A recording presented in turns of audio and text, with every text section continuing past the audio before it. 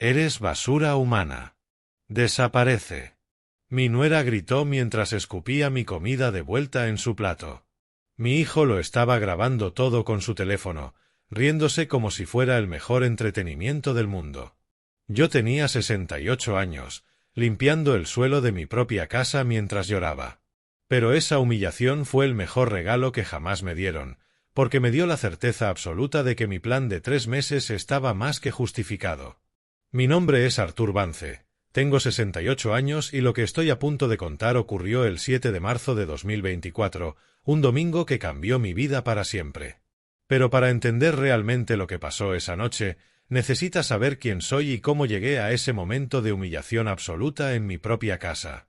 Pasé 42 años trabajando como ingeniero civil, construí puentes, diseñé sistemas de alcantarillado para municipios enteros, supervisé proyectos de vivienda en 3 estados distintos. No me hice rico, pero gané lo suficiente para vivir con dignidad y darle a mi familia todo lo que necesitaba. Mi esposa Rose fue el amor de mi vida durante 45 años, hasta que el cáncer se la llevó en 2019. Desde entonces vivo solo en una casa de 2000 pies cuadrados en las afueras de Chicago, una propiedad que compré en 1995, cuando nació mi único hijo, Michael. Michael Vance tiene 42 años. Lo crié con principios, pagué su carrera universitaria en administración de empresas, financié su máster en Boston, que costó $30,000, y cuando se casó con Linda en 2019, apenas 3 meses después de que Rose falleciera, le regalé un piso valorado en $300,000 como regalo de boda. Quería que empezara su matrimonio sin deudas, sin presión financiera. Pensé que era lo mejor que podía hacer como padre. Linda tenía 33 años cuando se casó con Michael. Es influencer digital, o al menos eso dice su biografía de Instagram, donde ahora tiene 58,000 seguidores. Publica fotos de restaurantes caros, viajes exóticos y ropa de diseñador. Al principio parecía superficial, pero inofensiva. Rose, en sus últimos días de lucidez antes de que la morfina la sumiera en un sueño permanente, me agarró la mano y me dijo: «Artur, esa mujer no ama a nuestro hijo, lo vi en sus ojos durante la cena de compromiso. Michael está cegado. Prométeme que siempre te cuidarás, que nunca permitirás que nadie te pisotee, ni siquiera él». Se lo prometí, aunque en ese momento no comprendí del todo sus palabras. Los primeros 3 años tras la muerte de Rose fueron confusos. Me sumergí en el duelo, en la soledad de esta casa que de repente parecía demasiado grande. Michael venía los domingos a comer, traía a Linda y yo intentaba ser el buen suegro, el futuro abuelo perfecto. Pero las cosas empezaron a cambiar de forma sutil. A partir de 2022, Linda empezó a hacer comentarios sobre el olor de la casa, sobre cómo la gente mayor siempre cocina lo mismo, sobre lo aburrido que era pasar los domingos aquí. Michael no la contradecía, simplemente se reía incómodo y cambiaba de tema. En 2023, cuando nacieron los gemelos, Luke y Emma, pensé que todo mejoraría. Estaba ilusionado por ser abuelo, compré cunas, ropa, juguetes, pero Linda impuso reglas. No podía visitarlo sin avisar con 48 horas, no podía cuidarlo solo porque era demasiado mayor y podía olvidar algo importante, no podía darles dulces ni contradecir sus métodos de crianza. Michael asentía a todo. Mi hijo, que antes me llamaba 3 veces por semana, empezó a contactarme solo cuando necesitaba algo: dinero para el seguro del coche, ayuda para el gimnasio de Linda, préstamos para vacaciones. Pero hubo un momento concreto que lo cambió todo. Fue el 15 de diciembre de 2023. Llegué al piso que les había regalado con regalos de Navidad para los gemelos. Toqué el timbre. Linda abrió con gesto molesto y dijo literalmente: «Artur, me estás interrumpiendo, estoy grabando contenido para mis redes sociales, ¿no podías avisar antes?». Le recordé que había enviado un mensaje 2 días antes. Puso los ojos en blanco y dijo: «Lo que sea, déjalo ahí y vete, hueles raro, como a bolas de naftalina de viejo». Me cerró la puerta en la cara. Esa noche, sentado en mi cocina, algo se rompió dentro de mí. No fue rabia, fue claridad. Rose tenía razón. Michael había elegido a una mujer cruel y él mismo se había convertido en cómplice de esa crueldad por cobardía o conveniencia. Yo lo había dado todo, dinero, tiempo, amor incondicional, y a cambio recibía desprecio disfrazado de bromas y distancia disfrazada de ocupación. Tomé una decisión esa noche. Iba a recuperar mi vida, mi dignidad y mi autonomía, pero no con escándalos ni gritos, sino de forma estratégica, en silencio, preparando cada movimiento con la precisión de un ingeniero calculando cargas estructurales. En enero de 2024 comencé mi plan. Contraté a George Miller, un abogado especializado en derecho de familia y sucesiones. Le expliqué mi situación y le pregunté por la revocación de donaciones. Confirmó que la ingratitud grave del beneficiario es causa legal de revocación según las leyes estatales. Necesitaba pruebas. Instalé cámaras de seguridad discretas en mi casa y empecé a documentar cada interacción, cada comentario despectivo. En febrero hice algo que nunca imaginé a mi edad. Viajé solo a Florida 3 veces. Siempre quise conocer mejor la costa del Golfo. Encontré un apartamento de 900 pies cuadrados con vistas al mar en Sarasota, luminoso, en un edificio con una comunidad activa de jubilados, y dejé una señal de $50,000. También puse en venta mi cabaña junto al lago en Wisconsin, una propiedad heredada de mi padre que Michael ni siquiera sabía que existía. Y entonces llegó el 7 de marzo de 2024, ese domingo. Preparé una cena especial. No era solo comida, era un último intento de recuperar algo que se había perdido, la conexión con mi hijo. Cociné albóndigas caseras con la receta de Rose, las que a Michael le encantaban cuando era niño.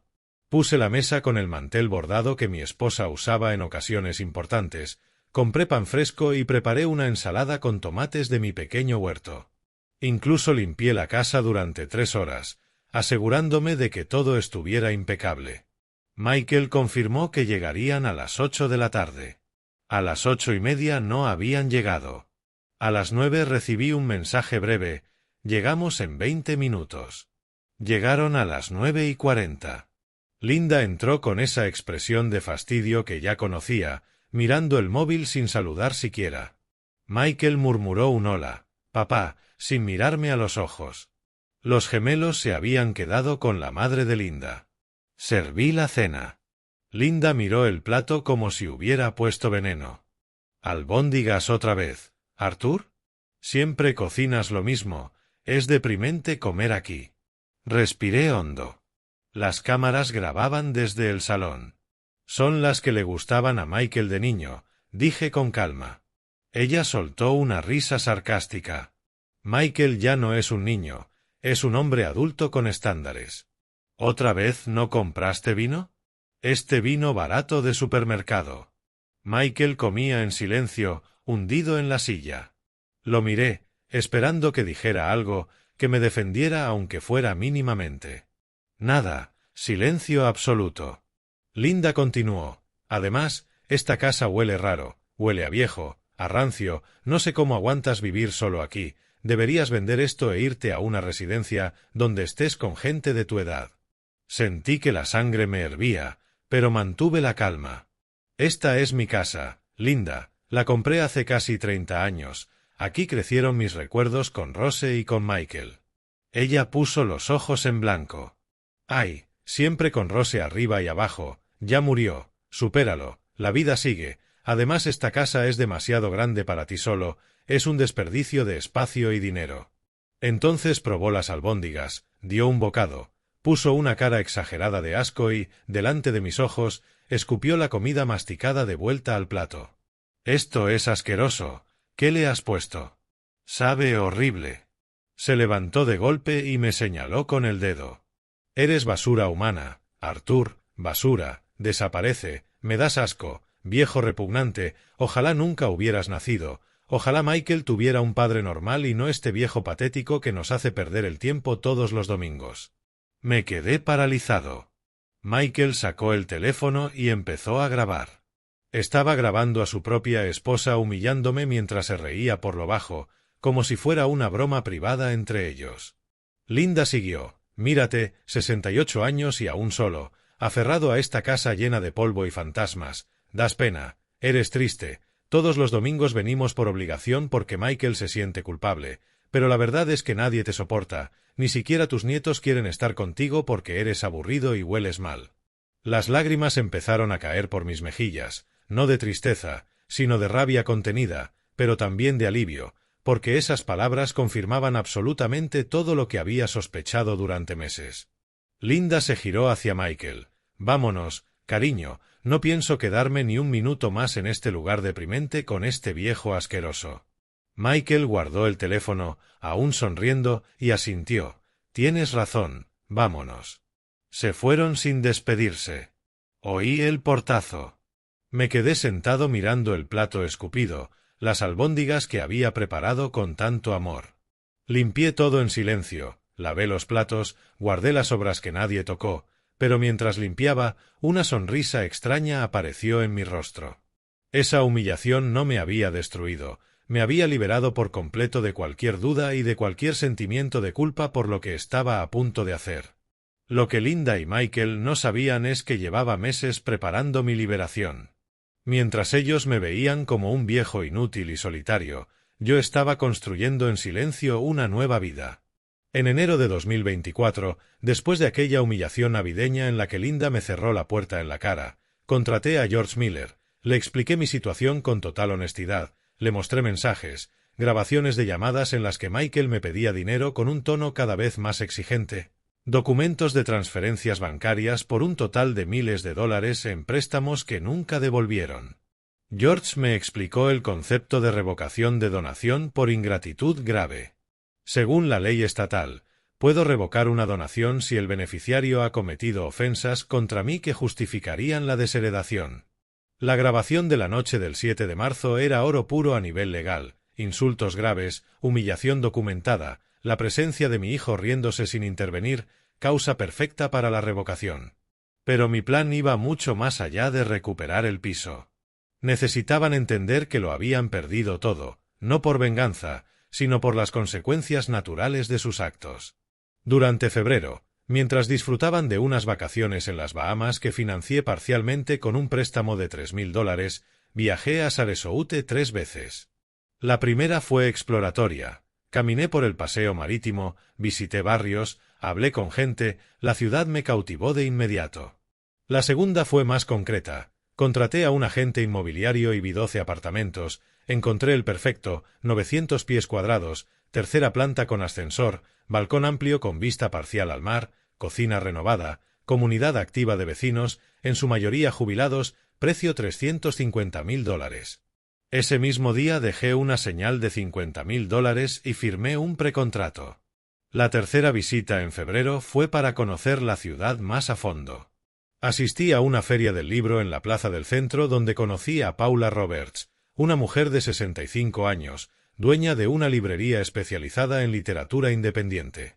Hablamos durante 2 horas sobre libros, sobre la vida después de la jubilación, sobre segundas oportunidades. La mañana del 8 de marzo de 2024 me desperté con una extraña sensación de paz. Dormí profundamente por primera vez en semanas. Desayuné café solo y tostadas mientras repasaba mentalmente cada detalle de lo que estaba a punto de ocurrir. A las 10 de la mañana sonó mi teléfono. Era George Miller confirmando que todo estaba listo.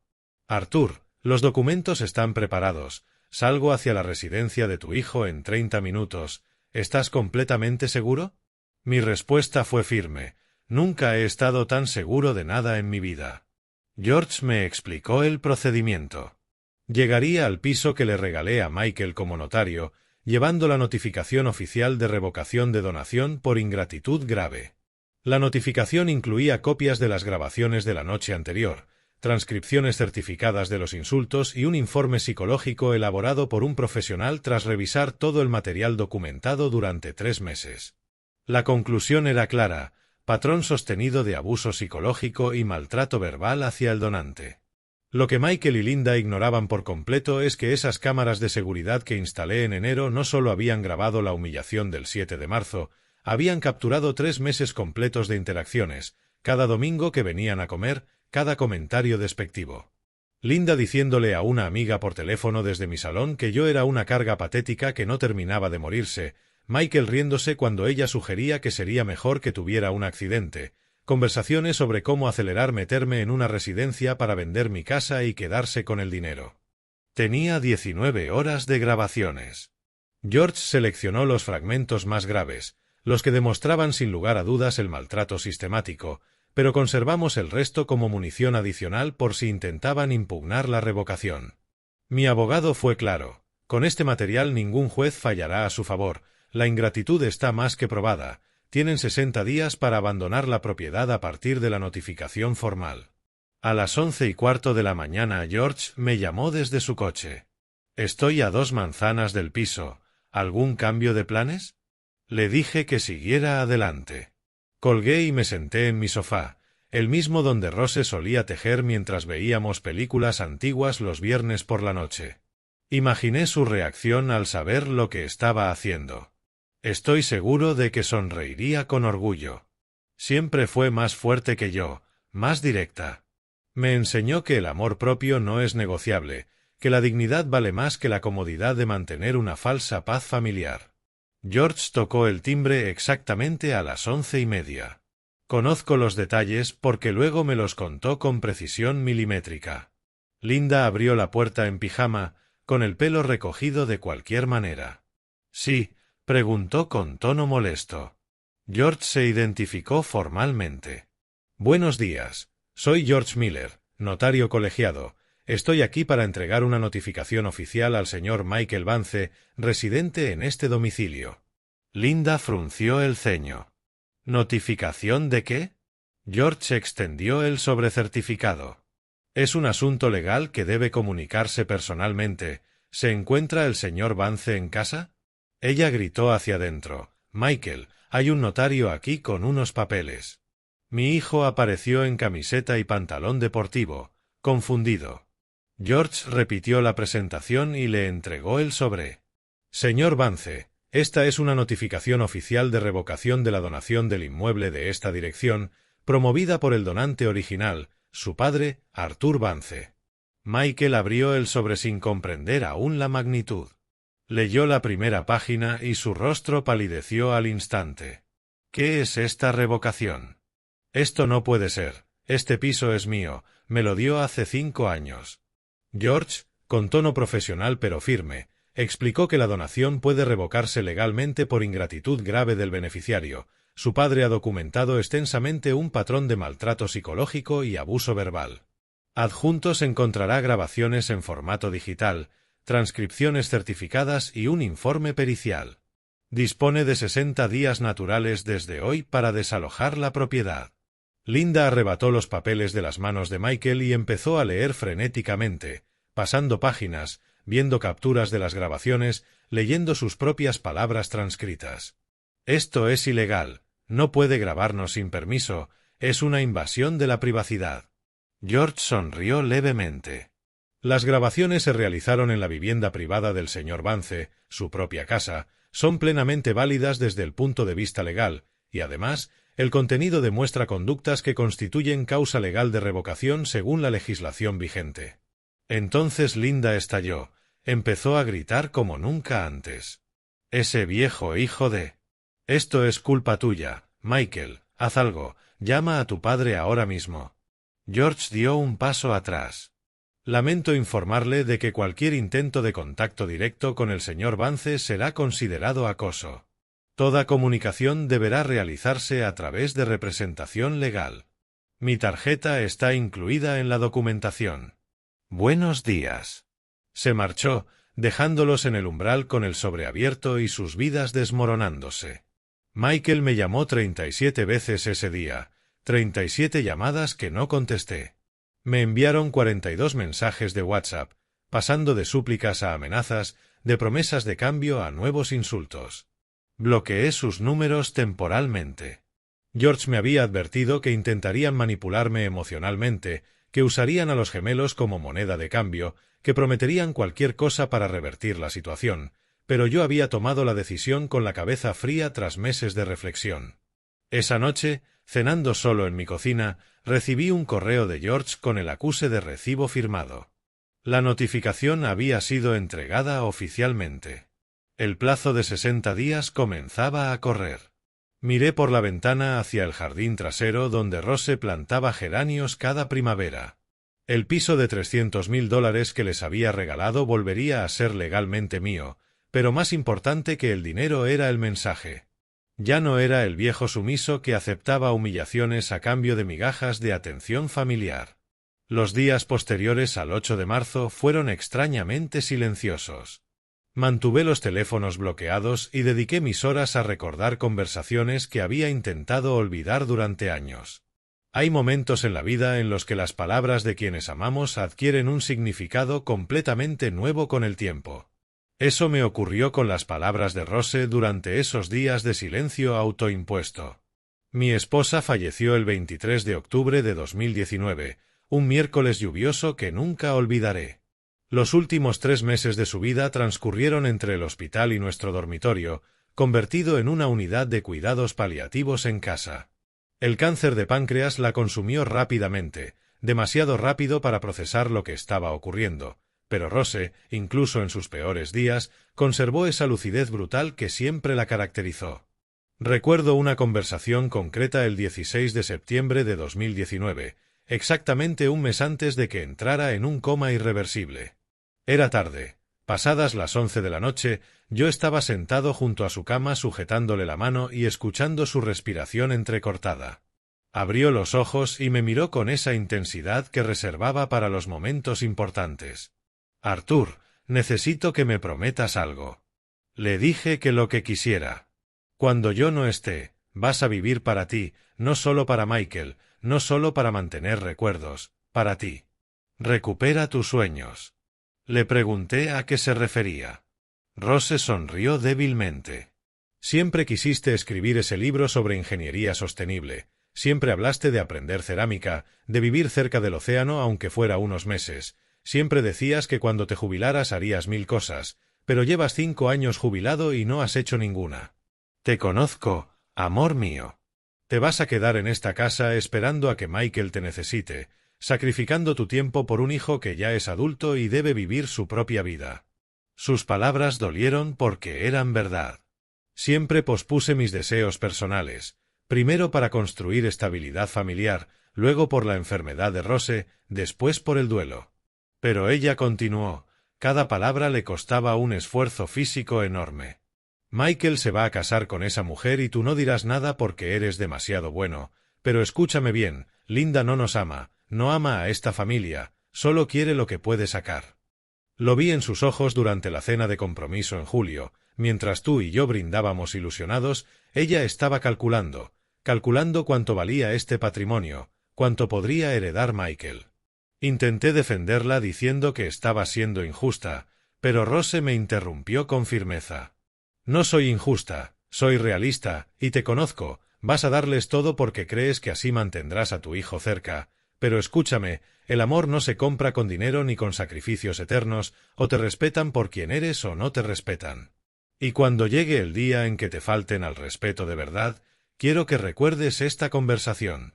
Prométeme que defenderás tu dignidad, prométeme que no dejarás que te pisoteen, prométeme que vivirás, Arthur, que vivirás de verdad».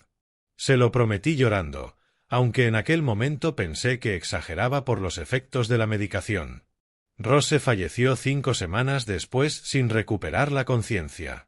Durante el funeral, Linda estaba más preocupada por el maquillaje arruinado por lágrimas falsas que por consolar a Michael. Debí haber prestado atención a esa señal. Los años siguientes confirmaron cada palabra de Rose. Me convertí exactamente en lo que ella temía: el padre complaciente, el banco de la familia, el viejo solitario esperando llamadas que solo llegaban cuando necesitaban algo. Hasta aquel 15 de diciembre de 2023, cuando Linda me cerró la puerta en la cara diciéndome que olía a vejez. Algo hizo clic en mi cabeza. Oí la voz de Rose como si estuviera a mi lado: «Defiende tu dignidad». Esa noche empecé a planificar en serio. No era venganza, era liberación. Durante enero de 2024 contraté a George, instalé cámaras, empecé a documentarlo todo, pero también hice algo más importante: empecé a recuperar mis sueños aplazados. Compré un cuaderno nuevo y escribí en la primera página: Proyectos de vida. Artur Vance, 68 años. Debajo, anoté todo lo que había abandonado. Escribir sobre ingeniería sostenible, aprender cerámica, vivir cerca de la costa, conocer gente nueva, crear algo con sentido más allá del ámbito familiar. En febrero hice mi primer viaje exploratorio a Sarasota. La ciudad me deslumbró desde el primer instante. Caminé por el paseo marítimo, sentí la brisa del mar, observé a jubilados haciendo ejercicio, grupos de mayores jugando a las cartas en terrazas. Había vida más allá de Chicago, más allá de esperar llamadas de un hijo desagradecido. El 18 de febrero asistí a una feria del libro en la plaza del centro. Había puestos de pequeñas editoriales, autores locales presentando obras, talleres literarios. En uno de esos puestos conocí a Paula Roberts, dueña de una librería llamada Southern Words, una mujer de 65 años, también viuda, con esa energía contagiosa de alguien que ha encontrado propósito después de la pérdida. Hablamos durante 2 horas sobre literatura, sobre cómo transformó su dolor en un negocio cultural próspero, sobre segundas oportunidades. Paula me habló de su club de lectura que se reunía todos los jueves, de talleres de escritura creativa, de cómo Sarasota tenía una comunidad increíble de jubilados activos que desafiaban el estereotipo del mayor pasivo. Me dio su tarjeta. Si alguna vez decides vivir aquí, búscame. Siempre necesitamos más voces en nuestras reuniones. Guardé esa tarjeta como un tesoro. El 10 de marzo de 2024, 2 días después de la notificación legal, redacté una carta para Michael. No la envié por correo electrónico ni por WhatsApp. La escribí a mano en papel de carta. La metí en un sobre y se la di a George para que la enviara por correo certificado. Necesitaba que entendiera que no era un berrinche temporal ni una estrategia de negociación. La carta que le envié a Michael el 10 de marzo decía exactamente esto. Hijo, esta decisión no es negociable. Durante 3 años toleré faltas de respeto porque me convencí de que mantener a la familia unida valía cualquier sacrificio personal. Me equivoqué. Tu madre me enseñó que el respeto no se suplica, se exige.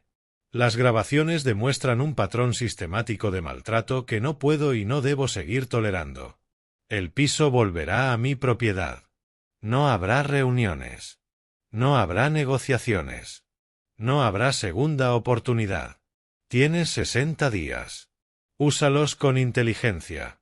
Tu padre, Artur Vance. Entre el 11 y el 20 de marzo, Michael intentó contactarme de todas las formas posibles. Llamadas desde números desconocidos que no contesté.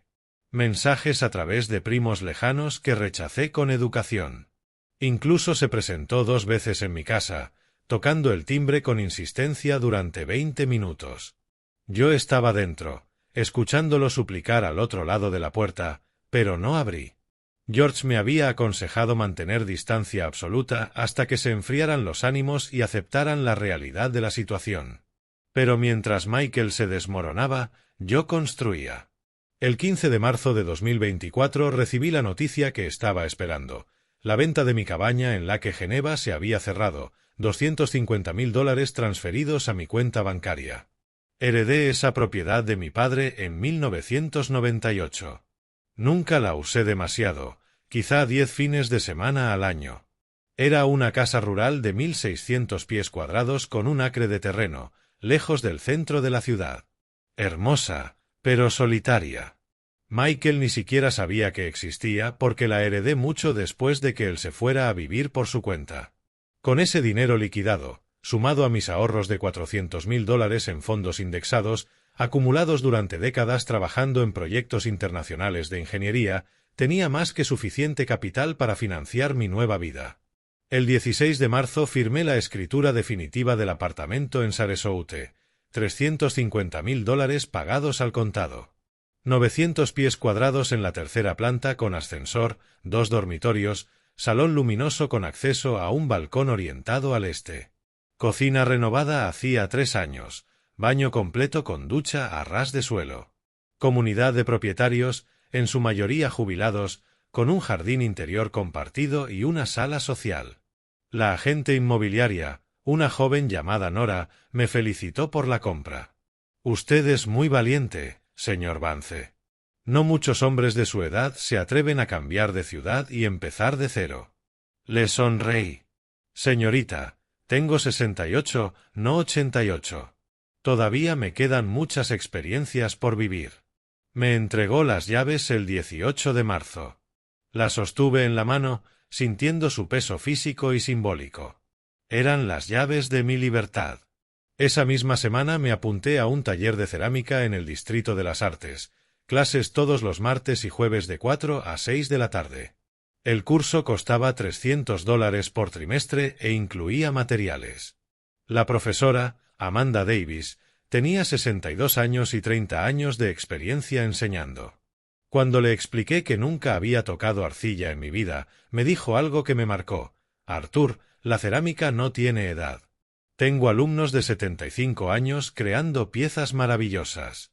La arcilla no juzga tu edad, solo responde a tus manos.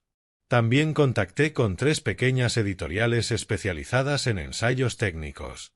Durante los últimos 8 meses había estado escribiendo un libro con un título provisional, Construyendo futuros sostenibles, Ingeniería civil y responsabilidad ambiental. Tenía 230 páginas completadas, fruto de noches en vela en las que, en lugar de lamentar la soledad, canalicé el conocimiento de 42 años de profesión. 2 editoriales respondieron solicitando el manuscrito completo. Una de ellas, Sunshine Press, mostró interés genuino. El 20 de marzo, mientras empaquetaba cajas para la mudanza definitiva, recibí un correo de Paula Roberts, la dueña de la librería que conocí en febrero. Arthur, me alegra mucho saber que por fin te mudas a Sarasota. Nuestro club de lectura se reúne este jueves, el 21, a las 7 de la tarde. Nos encantaría que vinieras. Leeremos a Hemingway, El viejo y el mar. Si no lo has leído, no importa. La conversación es libre y enriquecedora. Ven cuando quieras. Esa invitación me emocionó más de lo que esperaba.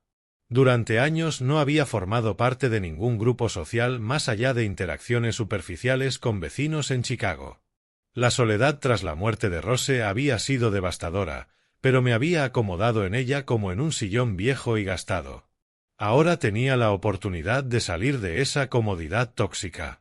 El 21 de marzo conduje hasta Florida con el coche cargado de ropa, libros y objetos personales. El resto lo enviaría a una empresa de mudanzas. La semana siguiente llegué a mi nuevo apartamento pasadas las 3 de la tarde. Abrí la puerta y entré en mi espacio, verdaderamente mío, sin fantasmas del pasado ni expectativas ajenas. Coloqué la foto de Rose sobre la mesa del salón. Sonreía en esa imagen tomada en Hawái durante nuestro 20º aniversario. Lo estoy haciendo, amor, le dije en voz alta, estoy viviendo como me pediste. A las 7 menos cuarto estaba frente a la librería de Paula. Southern Words ocupaba un local estrecho pero acogedor en una calle peatonal del casco histórico. Escaparates llenos de libros, pósteres de autores clásicos, olor a papel y café. Entré con timidez. Había 12 personas sentadas en círculo, con copas de vino tinto en la mano, charlando animadamente. Paula me vio y se acercó sonriendo. Arthur, bienvenido oficialmente a Sarasota. Me presentó al grupo, 3 hombres y 9 mujeres, edades entre 58 y 74, jubilados de profesiones diversas. Aquella primera reunión del club de lectura duró hasta las 10 de la noche. De Hemingway hablamos no más de 40 minutos. El resto del tiempo hablamos de experiencias de vida, proyectos personales, sueños aplazados. Me sorprendió descubrir cuánta gente mayor se estaba reinventando después de la jubilación, la viudedad o rupturas familiares. Teresa Fields, una exprofesora de 70 años, había publicado su primera novela a los 67. Manuel Ortega, un excontable de 64, daba clases de guitarra a niños en centros comunitarios. Todos tenían historias de renacer. Cuando me tocó presentarme, fui honesto. Me llamo Arthur Vance, ingeniero civil jubilado desde hace 5 años. Acabo de mudarme a Sarasota huyendo de una situación familiar tóxica. Tengo 68 años y siento que mi vida de verdad empieza ahora. Hubo asentimientos de comprensión. Nadie hizo preguntas invasivas. Paula alzó su copa. Por los nuevos comienzos, lleguen cuando lleguen, salud. Al salir, se me acercó un hombre de 1,70. Arthur, soy Anthony Witte. He oído que eres ingeniero civil. Yo soy arquitecto jubilado. Me gustaría hablar contigo de un proyecto que tengo en mente. ¿Tienes tiempo para tomar un café mañana? Acepté, intrigado. Nos vimos a las 11 en una cafetería del barrio. Anthony llegó puntual con una carpeta llena de bocetos y planos. Durante la hora siguiente me explicó su visión. Llevo 3 años diseñando un concepto de vivienda colaborativa para mayores. No residencias tradicionales, sino comunidades autónomas donde jubilados con cierta capacidad económica puedan vivir de forma independiente pero con servicios compartidos, jardines, talleres, biblioteca común y cocina comunitaria opcional. El problema es que necesito a alguien con conocimientos estructurales y experiencia en construcción sostenible. Los arquitectos diseñamos lo bonito, pero los ingenieros hacéis que funcione. Me mostró renders en 3 dimensiones, 8 casitas individuales de 700 pies cuadrados cada una, dispuestas en forma de herradura alrededor de un jardín central, espacios comunes en la planta baja, sala multiusos, taller de actividades, lavandería compartida, paneles solares, sistema de recolección de agua de lluvia, huerto urbano. Era brillante. ¿Has calculado costos? Le pregunté. Anthony asintió. Estimación inicial, $1 millón, incluyendo terreno, construcción y permisos. Con 8 viviendas, serían $125.000 por unidad, muy por debajo del precio de mercado de apartamentos similares en la zona. Le pregunté dónde planeaba construir. Sacó un mapa marcado. Hay una parcela en Bradenton, a 20 minutos de aquí, que está en venta por $250.000, media acreedificable con todos los suministros. El propietario es un agricultor mayor sin herederos que prefiere vender a alguien que construya algo útil. Me invadió la emoción. Aquello no era solo un proyecto inmobiliario, era una solución real a un problema social que yo mismo había vivido, la soledad y la marginación de los mayores. ¿Tienes inversores? Pregunté. Anthony negó con la cabeza. He presentado la idea a bancos, fondos, constructoras. Todos dicen que es demasiado arriesgado, que el mercado senior prefiere residencias tradicionales, pero sé que hay demanda, gente como nosotros que quiere autonomía con comunidad, no encierro institucional. Lo miré fijamente. Puedo invertir $150.000. Tengo capital líquido y experiencia técnica. Si consigues el resto de la financiación, estoy dentro. Anthony me estrechó la mano con firmeza. Arthur, creo que acabas de cambiarlo todo. Con tu inversión, puedo asegurar un préstamo bancario para el resto. Dame 2 semanas para reorganizar cifras y presentar un plan de viabilidad sólido. Salimos de esa cafetería como socios de un proyecto que ninguno había imaginado días atrás. Yo tenía 68 años y estaba invirtiendo en mi primera aventura empresarial. Rose habría estado orgullosa. El 25 de marzo recibí una llamada inesperada de George Miller. Arthur, tengo noticias. Michael y Linda han contratado a un abogado. Presentaron un recurso de oposición a la revocación, alegando que las grabaciones violan su privacidad. Lo esperábamos. Tengo lista la respuesta legal. Las grabaciones se hicieron en tu casa privada, donde ellos eran invitados, legalmente impecable. Pero quiero advertirte, van a intensificar la presión emocional. Prepárate para intentos de chantaje usando a los gemelos. Tenía razón. Esa misma tarde recibí un mensaje de un número desconocido. Era una foto de Luke y Emma, mis nietos de 2 años, sosteniendo un dibujo que decía, «Te queremos, abuelo». El mensaje adjunto decía, «Tus nietos te echan de menos. No hagas que paguen por nuestros errores». Mamá linda. Sentí una punzada en el pecho, pero respiré hondo. Abrí mi cajón y saqué 2 sobres que había preparado semanas antes.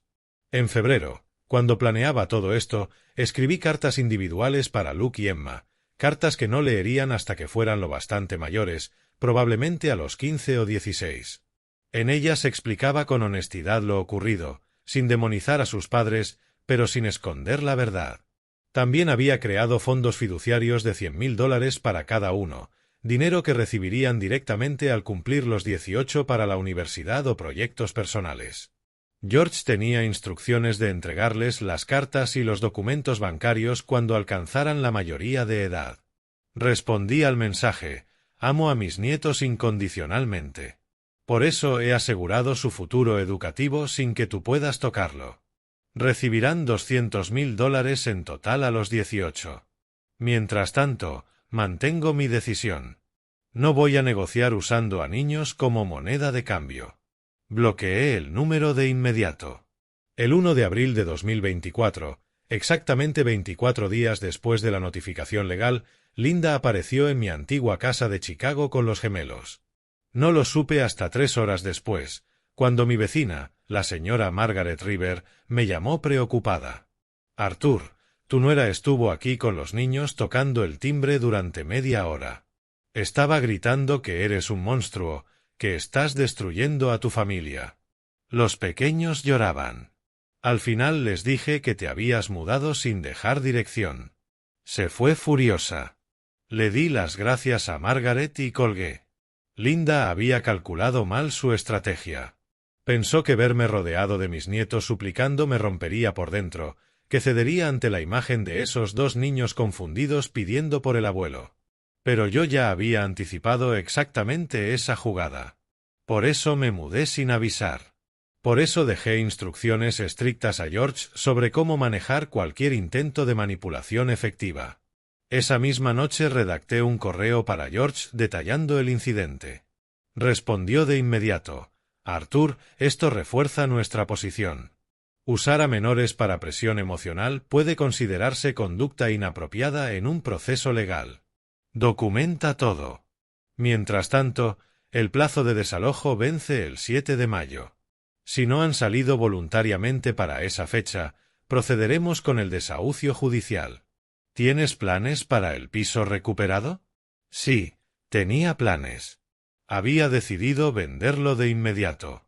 No quería conservar propiedades que me ataran emocionalmente a Chicago o a mi vida anterior. Ese piso de $350,000 se vendería fácilmente en el mercado actual. Con ese capital adicional podría invertir más en el proyecto Silver Horizon con Anthony o simplemente mantenerlo como colchón financiero para los años que me quedan. El 5 de abril Anthony se reunió conmigo en su estudio de arquitectura en Sarasota. Había trabajado intensamente durante 2 semanas afinando el proyecto. Me mostró planos actualizados, cálculos estructurales preliminares, estudios de viabilidad económica. Arthur, conseguí una reunión con Gulf Coast Community Bank. Con tu inversión de $150,000 como capital semilla, están dispuestos a estudiar un préstamo de $600,000 para completar la financiación. Necesitan que formemos una LLC y presentemos una validación técnica conjunta, tu experiencia como ingeniero más mi licencia de arquitecto. Revisé cada documento con meticulosidad. Los números encajaban a la perfección. Costo total estimado de $950,000, incluyendo terreno por $250,000, construcción por $550,000, permisos y tasas por $150,000, con preventa de 5 de las 8 viviendas a $150,000 cada una. Recuperaríamos $750,000 antes de terminar la construcción. Las 3 restantes las conservaríamos para venderlas o alquilarlas más adelante. Rentabilidad proyectada: 30% sobre la inversión en un plazo de 18 meses. Estoy dentro, le dije sin dudar. Anthony sonrió de oreja a oreja. Entonces firmemos los papeles. Constituimos Silver Horizon LLC esta semana. Tú como socio técnico con el 40%, yo con el 60%, aportando diseño y gestión. ¿Te parece justo? Era más que justo, teniendo en cuenta que yo solo ponía capital, mientras él aportaba años de desarrollo conceptual. Nos estrechamos la mano, sellando la alianza. El 8 de abril recibí una llamada inesperada de Michael desde otro número desconocido. Esta vez contesté porque George me había aconsejado que establecer un mínimo de contacto documentado podía ser útil legalmente. Sí, respondí con un tono neutro. Hubo un silencio incómodo antes de que hablara. Papá, soy Michael. Por favor no cuelgues. Solo quiero hablar 5 minutos. Esperé sin responder. Continuó con la voz rota. Sé que la hemos cagado. Sé que Linda se pasó y yo fui un cobarde por no pararla. Pero, papá, nos están echando. Tenemos 3 semanas para encontrar vivienda con 2 niños pequeños. Los alquileres están por las nubes. No tenemos suficientes ahorros porque siempre contábamos con tu apoyo. Pensamos que tú siempre estarías ahí. Y estuve ahí, respondí con firmeza. Durante 5 años pagué tu seguro médico privado, las cuotas del gimnasio de Linda, las vacaciones en las Bahamas, la guardería de los gemelos. Si lo sumas todo, te transferí aproximadamente $100,000 además del piso que te regalé. ¿Dónde está ese dinero, Michael? ¿En qué te lo gastaste? Silencio absoluto al otro lado. Por fin, tartamudeó, Linda tiene gastos. Su imagen pública requiere inversión, viajes para crear contenido. Lo interrumpí. Tu esposa se gastó $100,000 de mi dinero en sostener una farsa de influencer mientras me trataba como basura humana. Grabaste esa humillación riéndote. No hay vuelta atrás, Michael. El piso se va a vender. Buscad vivienda acorde a vuestros medios reales, no a los medios que yo os subvencioné. Pero los niños, intentó el argumento emocional. Los niños tienen $200,000 asegurados en fondos fiduciarios que recibirán a los 18 para la universidad. También tendrán cartas mías explicando toda esta situación cuando sean lo bastante mayores para entenderla. Los amo con toda mi alma, pero no son moneda de cambio. Aprende a ser padre sin usar mi cartera. Colgué antes de que pudiera responder. El 20 de abril George me informó de que Michael y Linda por fin habían firmado el acuerdo de desalojo voluntario.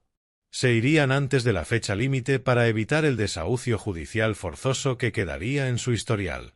Habían alquilado un apartamento de 600 pies cuadrados en un barrio periférico de Chicago por $1,000 al mes. La realidad económica les golpeó con brutalidad. Mayo de 2024 marcó mi verdadero renacer.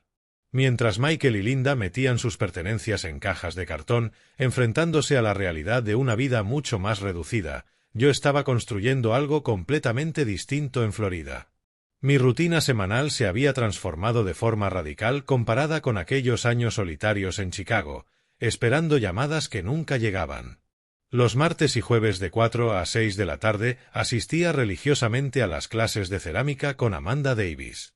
El taller estaba en un sótano del Distrito de las Artes, un lugar amplio con 10 tornos, estanterías llenas de piezas secándose y ese olor característico a arcilla mojada que terminé amando profundamente. Éramos 12 alumnos, 8 mujeres y 4 hombres, edades entre 55 y 76. Ninguno había tocado la arcilla profesionalmente antes de jubilarse. Mi primera pieza fue un desastre absoluto. Intenté hacer un cuenco sencillo y acabé con algo que parecía un platillo deformado por un terremoto. Amanda se rió con cariño. Arthur, la arcilla refleja tu estado interior. Si estás tenso, se derrumba.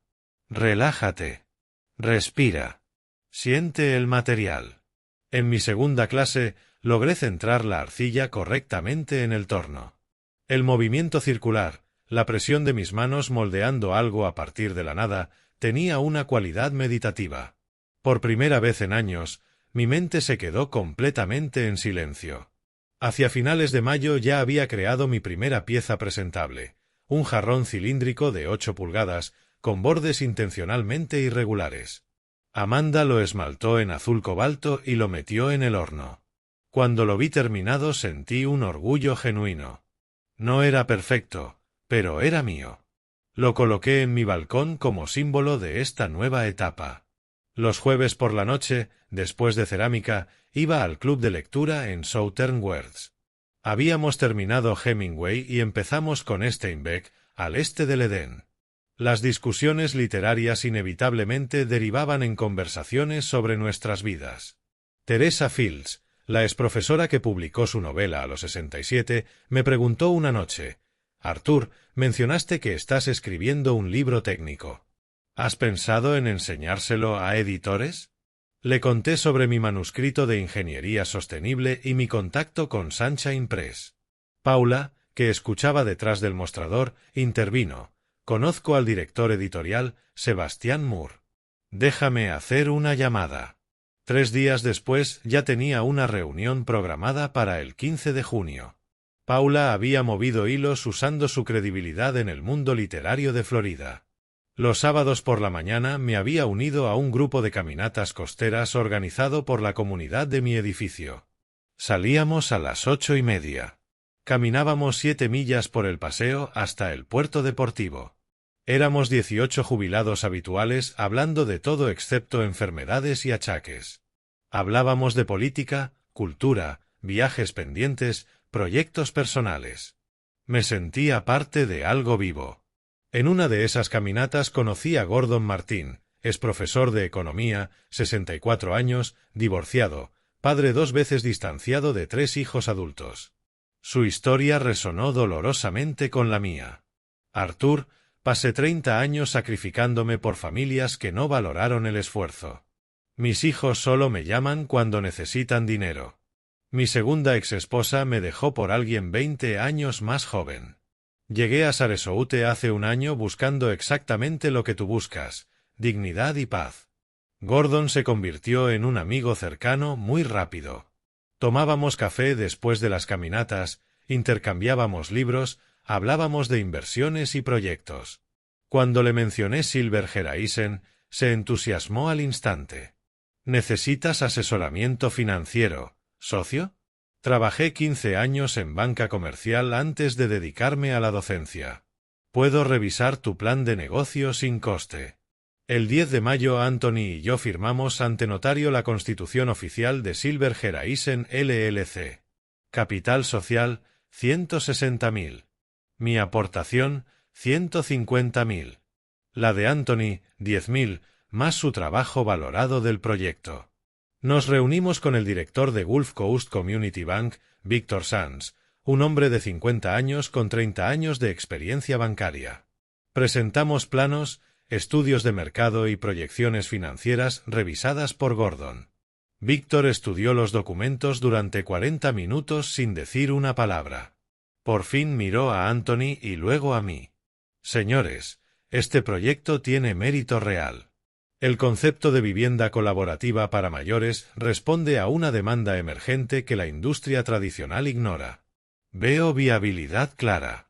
Apruebo un préstamo de $600.000 a 10 años al 3,2% de interés, garantizado con hipoteca sobre el terreno y la futura construcción. Salimos del banco como socios oficiales de una empresa real». El 23 de mayo, mientras Anthony negociaba la compra final del terreno en Bradenton, recibí una llamada de George. «Arthur, tenemos compradores para el piso de Chicago. Una pareja joven. Pagan $340.000 en efectivo, sin financiación. Cierre rápido. ¿Autorizas la venta?». Acepté sin dudar. Ese piso representaba mi pasado de sacrificios no reconocidos. Venderlo era cerrar ese capítulo definitivamente. Michael se enteró de la venta por antiguos vecinos. Me envió un mensaje desesperado: «Papá, ese piso era mi casa. ¿Cómo puedes vendérselo a desconocidos? Al menos deberías habernos dado la opción de comprarlo». Le respondí breve: «Era mi propiedad legalmente recuperada. Hago con ella lo que considero apropiado. Que te vaya bien». Junio de 2024 llegó con calor subtropical y cambios profundos. El 15 de ese mes tuve mi reunión con Sebastián Moore, de Sunshine Press. Su oficina estaba en un edificio histórico restaurado cerca del Mercado Central. Sebastián tenía 52 años, gafas de montura metálica y esa mirada analítica de quien lleva décadas leyendo profesionalmente. Le entregué el manuscrito impreso de 230 páginas, titulado Construyendo Futuros Sostenibles, Ingeniería Civil y Responsabilidad Ambiental. Se pasó 2 horas revisándolo mientras yo esperaba nervioso, bebiendo agua mineral. Por fin cerró la última página y me miró directamente. Arthur, esto es sólido. Muy sólido. Combina rigor técnico con una narrativa accesible. Hay mercado para este tipo de ensayo especializado. Estudiantes de ingeniería, profesionales del sector, instituciones públicas. Te propongo un contrato de publicación con 1000 ejemplares en la primera tirada, distribución nacional, lanzamiento en marzo de 2025, anticipo de $3000 a cuenta de regalías del 8%. Acepté de inmediato, estrechándole la mano con emoción contenida. Salí de esa oficina sintiéndome completamente distinto. A los 68, después de 42 años de profesión, por fin vería mi conocimiento cristalizado en un libro, con mi nombre en la portada. Rose habría llorado de orgullo. Llamé a Paula para agradecerle el contacto. Ella insistió en celebrarlo organizando una presentación temprana en su librería cuando el libro estuviera listo. Mientras mi vida florecía, la de Michael se desmoronaba de forma sistemática.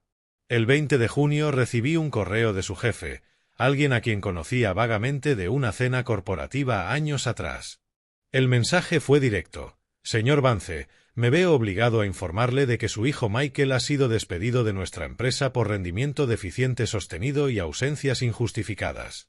Llegaba tarde, cometía errores constantes en informes importantes y mostraba señales evidentes de depresión no tratada. Intentamos ayudarle durante 3 meses, pero su situación empeoró. Lamento la situación familiar. Entiendo que está pasando por... Atentamente, Frank Reynolds, director comercial. No respondí a ese correo. No era mi responsabilidad rescatar a Michael de consecuencias que él mismo había generado. Tenía 42 años, lo bastante mayor para asumir sus decisiones. Durante esos días recibí 17 mensajes suyos que leí pero no respondí. Oscilaban entre súplicas desesperadas y reproches amargos. Papá, perdí mi trabajo. Linda me culpa de todo. Los niños preguntan por qué vivimos en un apartamento tan pequeño. Necesito ayuda. Otro decía, esto es culpa tuya. Si no hubieras recuperado el piso, nada de esto habría pasado. Eres un egoísta que solo piensa en sí mismo. Le enseñé los mensajes a Gordon durante uno de nuestros cafés matutinos. Él, que había vivido situaciones similares con sus propios hijos, fue directo. Arthur está usando las etapas clásicas de manipulación, victimismo, culpabilización, chantaje emocional. No cedas. Si intervienes ahora, solo pospondrás su maduración. Necesita tocar fondo para reconstruirse con sus propios recursos. Tenía toda la razón. El 3 de julio Paula organizó en Southern Words un evento cultural titulado Arte y Experiencia, una exposición de obras de alumnos mayores. Amanda, mi profesora de cerámica, había seleccionado piezas de 8 alumnos senior para mostrarlas al público. Mi jarrón azul cobalto estaba entre ellas, junto a cuencos, platos decorativos y esculturas abstractas. La librería se llenó con unas 60 personas, amigos, familiares de los artistas, curiosos locales. Cuando me tocó hablar sobre mi pieza, sentí nervios de adolescente. Esta es mi primera creación en cerámica después de 68 años sin tocar arcilla. No es perfecta. Tiene irregularidades deliberadas, pero representa algo fundamental. Nunca es tarde para aprender, para crear, para expresarte de nuevas maneras. Este jarrón simboliza mi renacer después de perder a mi esposa hace 5 años y distanciarme de una situación familiar destructiva. La arcilla no juzga tu edad ni tu pasado. Solo responde a tus manos en el presente. Hubo aplausos genuinos. 3 personas se acercaron después interesadas en comprar piezas. Vendí el jarrón por $100 a una mujer de 60 años que me dijo, «Tu historia me inspira». Me divorcié hace poco después de 35 años de un matrimonio abusivo. Ver que alguien puede renacer me da esperanza. Le entregué el jarrón con emoción.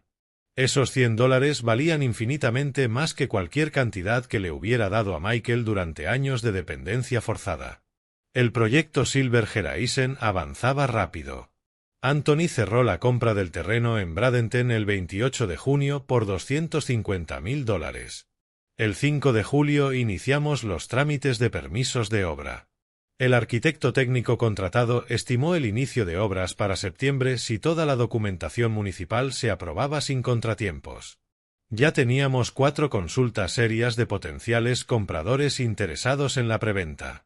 Todos jubilados, entre 62 y 70, buscando exactamente lo que ofrecíamos: comunidad sin institucionalización. Septiembre de 2024 llegó con el inicio oficial de la construcción de Silver Horizon. El 15 de ese mes asistimos a la ceremonia simbólica de primera piedra en el terreno de Bradenton. Estaban el alcalde del municipio, 2 concejales, periodistas de 3 medios regionales y los 4 compradores que habían confirmado la preventa. Anthony dio un discurso emotivo sobre envejecer con dignidad y arquitectura con propósito social. Cuando me pidió que hablara, fui breve. Tengo 68 años y esto representa la inversión más importante de mi vida, no por el dinero, sino por el significado. Estamos construyendo comunidad, no solo edificios. Las obras comenzaron formalmente el 18 de septiembre con una constructora local especializada en edificación sostenible. El calendario establecía la finalización para marzo de 2025, 12 meses, exactamente desde aquel domingo, 7 de marzo, en que Linda escupió mi comida y cambió mi vida para siempre. La ironía del calendario no pasó desapercibida. El 23 de septiembre recibí una llamada de Claudia Harris, periodista del Sarasota Herald especializada en asuntos sociales y proyectos comunitarios. Señor Vance, me gustaría entrevistarle sobre Silver Horizon para un reportaje extenso. Su historia personal combinada con este proyecto puede inspirar a muchas personas mayores que sienten que su vida útil terminó con la jubilación. Acepté nervioso. Nunca había dado entrevistas públicas. La entrevista se publicó el domingo 4 de octubre, ocupando una página entera con fotos de la obra, renders del proyecto terminado y una imagen mía frente a planos de arquitectura. El titular decía: Artur Vance, ingeniero jubilado de 68, invierte sus ahorros para revolucionar la vivienda senior tras alejarse de una familia tóxica. El artículo detallaba mi carrera profesional, la pérdida de Rose, el distanciamiento de Michael sin entrar en detalles escandalosos y mi renacer en Florida. Incluía citas textuales mías. Durante años viví para los demás, sacrificando proyectos personales para mantener una falsa paz familiar. Cuando por fin prioricé mi dignidad, descubrí que la vida a los 68 puede ser más plena que a los 40. Silver Horizon no es solo un negocio, es demostrar que los mayores tienen capacidad, creatividad y derecho a vivir con autonomía y comunidad. El artículo terminaba con información de contacto para interesados en el proyecto. La repercusión fue inmediata y abrumadora. En 48 horas recibimos 37 consultas de posibles compradores, 18 solicitudes de entrevista de otros medios y 3 invitaciones para charlas públicas. Anthony estaba eufórico. Artur, esto es oro mediático. Deberíamos planear una expansión inmediata. Con esta visibilidad, podemos replicar el modelo en otras ciudades. Yo mantuve la cautela. Terminemos el primero perfecto antes de soñar con imperios. El 11 de octubre la Universidad del Sur de Florida se puso en contacto conmigo formalmente. El Departamento de Arquitectura y el Programa de Estudios sobre Envejecimiento me invitaron a dar una conferencia el 20 de noviembre titulada Ingeniería Social, diseñando espacios para un envejecimiento activo, con un honorario de $1.500 más gastos. Acepté temblando. Nunca había hablado ante audiencias académicas formales. Paula se ofreció a ayudarme a preparar la presentación. Michael vio el artículo del Herald. Lo sé porque el 5 de octubre recibí un correo suyo. No era una súplica ni rabia. Era diferente. El asunto solo decía: papá. El cuerpo del mensaje decía: vi tu entrevista en el periódico. No tengo palabras. Has construido una vida completa, un proyecto empresarial. Vas a publicar un libro. Das conferencias en la universidad. Todo en 6 meses. Y yo, perdí mi trabajo hace 4 meses y aún no he encontrado nada estable. Linda pidió el divorcio la semana pasada. Se quedará con la custodia de los gemelos porque yo no puedo demostrar ingresos fijos. Vivo en un estudio de 300 pies cuadrados que cuesta $600 al mes. Como una vez al día para ahorrar. No te escribo para pedirte dinero. Solo necesitaba decirte que por fin lo entiendo. Entiendo quién eras y lo que perdí. No el dinero, papá. Te perdí a ti. El hombre que construyó puentes durante 40 años, que crió a un hijo solo después de quedarse viudo, que a los 68 tiene más vida que yo a los 42. Perdóname, aunque sé que no merezco perdón. Michael, leí ese correo 5 veces. Sentí algo parecido a la compasión, pero también firmeza. Respondí 24 horas después. Michael, aprecio tu honestidad, pero el perdón no borra las consecuencias. Puedo perdonarte como un ejercicio personal para liberarme del resentimiento, pero eso no significa restaurar la relación ni el apoyo económico. Tienes 42 años, la edad perfecta para reconstruirte con tus propias fuerzas, como yo lo hice a los 68. Aprende de esto. Enseña a tus hijos, cuando puedas verlos, que el respeto es la base de cualquier vínculo. Te deseo sinceramente que encuentres tu camino. Arthur. No hubo más respuestas. Gordon, cuando se lo conté, asintió aprobando. Perdonar sin rescatar. Eso es madurez emocional auténtica. Le diste dignidad al reconocer su carta, y también consecuencias al mantener límites. Equilibrio perfecto. El proyecto Silver Horizon alcanzó el 50% de construcción a finales de octubre. Las 8 viviendas ya mostraban estructuras completas, tejados, ventanas instaladas. Anthony y yo visitábamos la obra cada viernes, documentando el progreso. Habíamos vendido 6 de las 8 unidades en preventa, recuperando $800,000. El banco estaba satisfecho con el ritmo de devolución. Mi conferencia del 20 de noviembre en la universidad atrajo a 140 asistentes, estudiantes de arquitectura, profesores, profesionales inmobiliarios, gestores de residencias geriátricas. Hablé durante 90 minutos sobre diseño inclusivo, sostenibilidad aplicada a vivienda senior y la importancia de entender el envejecimiento como una etapa de potencial plenitud, no de declive inevitable. Diciembre de 2024 llegó con un invierno suave en Florida, pero mi vida irradiaba un calor que no tenía nada que ver con la temperatura exterior. El 12 de diciembre cumplí 69. Paula organizó una celebración sorpresa en Southern Works con 35 invitados, amigos del club de lectura, compañeros de cerámica, vecinos de mi edificio, Anthony y el equipo de Silver Horizon, Gordon, Amanda, incluso Sebastian Moore, de Sunshine Press. Cuando entré en la librería a las 7 de la tarde, esperando la reunión habitual del jueves, todos gritaron sorpresa al unísono. Había guirnaldas, una mesa llena de aperitivos, vino tinto y un pastel de chocolate con 69 velas encendidas. Se me llenaron los ojos de lágrimas.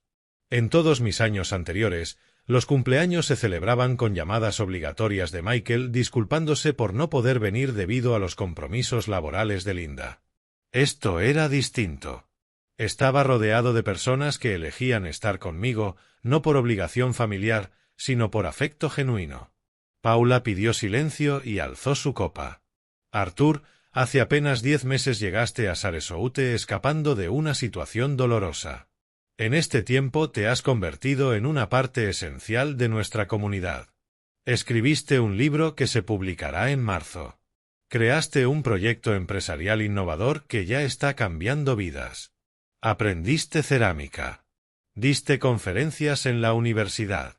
Pero, sobre todo, nos enseñaste que la edad no determina tu capacidad de reinventarte. Por ti, por tus 69 años jóvenes, por muchos aniversarios más juntos. Salud. Teresa, la exprofesora que publicó su novela a los 67, me entregó un regalo envuelto. Era una primera edición de El viejo y el mar, el libro que discutimos en mi primera reunión del club. La dedicatoria escrita a mano decía, para Arthur, que como Santiago, encontró su victoria en la resistencia y la dignidad. Con admiración, Teresa. Apenas pude hablar para dar las gracias. Anthony anunció noticias sobre Silver Horizon. Amigos, el proyecto estará completamente terminado en febrero de 2025. Las 8 viviendas están vendidas. Hemos recibido solicitudes para replicar el modelo en Fort Myers y Naples. Arthur y yo estamos evaluando formar una red de comunidades colaborativas para mayores a lo largo de toda la costa. Nada de esto existiría sin la visión y el valor de este hombre. Más aplausos, más abrazos.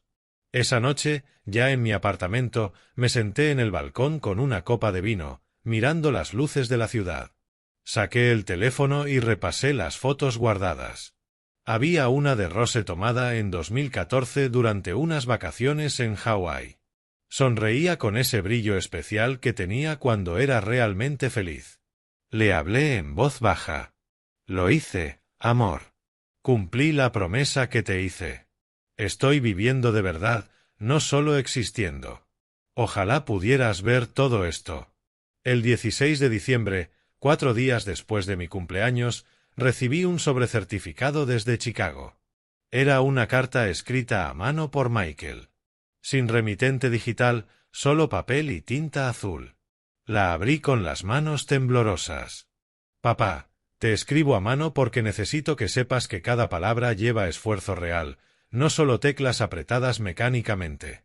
Han pasado 9 meses desde aquella noche horrible del 7 de marzo. 9 meses en los que lo perdí todo. El piso que nos regalaste, mi trabajo, mi matrimonio, la custodia diaria de mis hijos. Vivo en un estudio diminuto trabajando como repartidor de comida, ganando $1,200 al mes. Veo a Luke y Emma 2 fines de semana al mes bajo supervisión de la madre de Linda, porque el juez determinó que mi situación de vivienda no es adecuada para menores. Cada día me levanto a las 5 de la mañana, voy en bicicleta eléctrica y reparto pedidos durante 10 horas. Vuelvo agotado, como algo rápido y me duermo pensando en todo lo que arruiné. Pero hace 3 semanas ocurrió algo. Vi tu conferencia en la universidad en YouTube. Te vi hablando con autoridad sobre arquitectura sostenible, sobre envejecimiento activo, sobre segundas oportunidades. El hombre en ese escenario no se parecía al padre callado que limpiaba en silencio mientras Linda lo humillaba y yo grababa riéndome. Por fin entendí quién eres, un ingeniero brillante que construyó infraestructuras durante 42 años, que crió a un hijo solo después de quedarse viudo, que a los 68 tiene más proyectos y energía que yo a los 42. Y yo te traté como basura. Te usé como cajero automático. Permití que mi esposa literalmente te escupiera mientras yo convertía tu humillación en entretenimiento. No te pido perdón porque sé que no lo merezco. No te pido dinero porque por fin entiendo que el problema nunca fue económico, sino de respeto. Solo necesito decirte esto. Eres mi héroe, reconocido demasiado tarde. Ojalá algún día, cuando Luke y Emma sean lo bastante mayores, puedas contarles quién fue de verdad su abuelo. No el viejo al que despreciamos, sino el hombre extraordinario que eligió su dignidad cuando todos lo subestimamos. Te quiero, papá. Siempre te quise. Solo que no supe demostrarlo hasta que lo perdí todo. Michael. Doblé la carta despacio. Sentí compasión genuina, pero también una claridad absoluta. Saqué papel y bolígrafo y respondí esa misma tarde. Michael, recibí tu carta y aprecio profundamente tu honestidad. Has recorrido un camino doloroso pero necesario hacia la madurez. Te perdono sinceramente, no porque olvide lo que ocurrió, sino porque cargar con resentimiento solo me daña a mí. Sin embargo, el perdón no significa restauración automática de la relación ni apoyo financiero. Tienes 42 años, exactamente la edad que yo tenía cuando tu madre enfermó gravemente y tuve que reconstruir nuestra estabilidad financiera desde cero. Eres capaz de levantarte como yo lo hice. En cuanto a Luke y Emma, cuando cumplan 15 años recibirán cartas que escribí para ellos explicando esta situación con honestidad. También tendrán acceso a $200,000 en fondos fiduciarios a los 18 para su educación. Los amo profundamente aunque no nos veamos. Te deseo sinceramente éxito en tu reconstrucción personal. Aprende de esto. Enseña a tus hijos que el respeto es la moneda más valiosa de las relaciones humanas. Y recuerda, nunca es tarde para cambiar. Pero las consecuencias de nuestros actos pasados nos acompañan como maestras, no como castigos. Con cariño, pero también con límites firmes, tu padre, Arthur. Envié la carta el 17 de diciembre. No esperaba respuesta, ni la necesitaba. Había cerrado ese ciclo con dignidad equilibrada y compasión. El 21 de diciembre Anthony y yo visitamos Silver Horizon por última vez en 2024. Las 8 viviendas estaban al 90% terminadas. Los jardines centrales lucían vegetación tropical recién plantada. La sala comunitaria ya tenía los muebles instalados. Los primeros residentes se mudarían en marzo, coincidiendo exactamente con la publicación de mi libro. Esa sincronía me pareció poéticamente perfecta. Esa noche reflexioné sobre el año transcurrido. Hace 12 meses yo era un viejo solitario tolerando humillaciones por migajas de contacto familiar. Hoy era socio de una empresa próspera, autor publicado, conferenciante universitario, ceramista aficionado, miembro activo de una comunidad vibrante. No había cambiado por venganza, sino por amor propio.